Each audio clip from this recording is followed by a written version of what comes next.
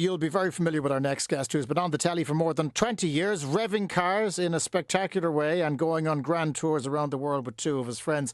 That's probably a sufficient hint on who it is. Richard Hammond is back with a new season of his Discovery Plus show, Richard Hammond's Workshop, and he's with us now. Richard, how are you? I'm very well, thank you, yeah. And it's quite an exciting time. We're launching a new series of the Workshop show. But the key thing is the workshop itself is real. It's a real venture. I started it because my granddad was a coach builder. So he worked with cars, he built cars. And I've spent 30 years now commenting on other people's work, criticising cars, driving cars. And I kind of wanted to do something a bit more real. I wanted to be in the industry itself. So I set up a workshop, which means I can be judged not by what I say about cars, but by the actual work we produce. I've grown up, that's what it is. Yeah, well, that's the other side of it. I find it somewhat fascinating to watch the programme because it feels like this is a hobby that got out of hand. It totally is. Yes, it's a hobby that got out of hand to the extent that I had to sell half of my car collection to pay for the business and to support the salaries and buy the spray booth. So I ended up selling half of my hobby to pay to restore other people's hobbies. I'm a rubbish businessman. That's the problem. And the other side of this is you kind of brought in your let's describe them as your co-partners on this. The family that you have brought in, the greenhouses, have been a major part of this, and you kind of had to provide refuge to them because they lost where they were working. Well, yeah, that's why it came about. About 4 years ago, a guy, Neil, who's really the centre of the workshop, the heart of the workshop, he's just a local guy. He had he rented a little workshop, and he'd restored an old Bentley for me, an E-Type Jaguar for me. And I used to go every Friday when I wasn't travelling the world doing stupid telly stuff.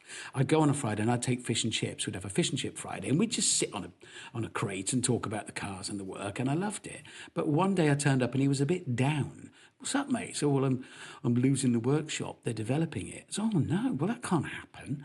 I need you to carry on doing my cars, but I'm not going to employ you because I'm not Jay Leno. And there's no dignity in it for you just working for some tart off the television who one year might say, I don't want to do any cars this year. And then you won't have any work. So why don't I bankroll us into another workshop? You can spend half of your time working on customer cars to pay the overheads and your salary, and half the time working on my cars. That was the plan. Then I thought, and this is where, I don't know why I did it, I thought that might make a nice TV show. And so we got it commissioned as a telly show, and then inevitably my ambition took over, and it went from being a tiny little workshop to an enormous one. So at the start of this series 4, you can see it's a massive workshop. There's a big team that needs managing. The overheads are enormous. I'm having to every month stick my hand in my pocket and pay to support the business. So it all got a bit complicated. Yes, and your family got involved as well. Your wife is very much on your shoulder on this one, presumably to make sure you don't lose the run of yourself. My wife and daughters are involved because I work based from home. Although I have to say my wife and one of my daughters, Willow, are tearing around me right now as I speak to you because we've just learned that Willow, hello Willow, they leave for France for a family holiday tomorrow. Her passport is out of date. Ah, wonderful. So while I'm talking to you, she was standing against a wall whilst Mindy took her photograph against a white surface to get a new passport. And they've run off. Oh, no. Yeah, but you should never work with your family. It was bad enough working with the other two Egypts that you had to spend a lot of your career with, but working with your family now means you've no escape. Yeah, no, none whatsoever. And my eldest daughter, who isn't here today, but she's just graduated Bristol University with a first in English because she got all the brains. I don't know where they came from, has never shown any interest in cars or television, but suddenly is. So in the first episode, she and I go and do a vintage car trial, which is basically when you take a 90 or 100-year-old car and beat the proverbial out of it, driving it up and down muddy hills for a day in competition against other people doing the same. And my daughter came with me and was magnificent. She drove and loved it. So that reconnecting with my family by finally coming home after 25 years living out of a suitcase for the other shows that I've done has been magnificent. I don't know that they'd say the same about it. Yeah, well, I mean, I'm sure they have opinions, but they're not here, so they can't give them, Richard, which is good news for you. The other side of this that makes it different is it's not just about the putting the cars back together and restoring them and giving that loving detail. You also, as you mentioned, you go and race these cars as well. So you're combining work with hobby. Of all the cars that you have worked with, do you have a favourite? The cars that we've worked with, yeah, and you see it in episode 1 of series 4. We were approached by the Royal Logistics Corps. Brigadier Mike Caldicott approached and said, "Hello, we've got this car that's in our museum. We'd quite like you to restore it for us." It was Field Marshal Montgomery's staff car, a 1939 Rolls-Royce Wraith. And then he said, "We'd like you to restore it in time for the D-Day 80th commemorations because it's got to be there." Right. So we did 2 years' work on that car in 2 months.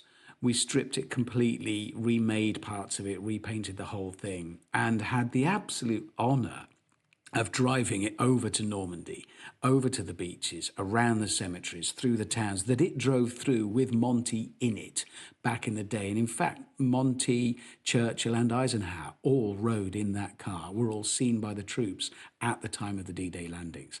So for a little idiot from Birmingham who stumbled into a career of cars and television and then set up a workshop restoring classic cars, for me to be driving that car through the crowds to that incredible event was just a privilege my tiny little brain could barely compute, really. How did I come to be doing that? But you have done it, and you've done it extremely well. And Richard, how long are you going to keep doing this? How long do you think you can keep the greenhouses and your family on board?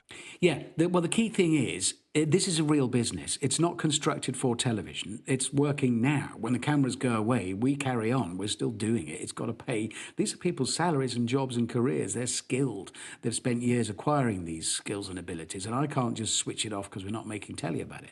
So I want it to carry on forever. I want it to grow. And don't forget, right now, as it's ever more important that we preserve resources, that we protect the environment, for some people, an electric car is perfect. For others, they'd be better off with a carefully restored car from 30, 40 years ago whose carbon footprint is well in the past.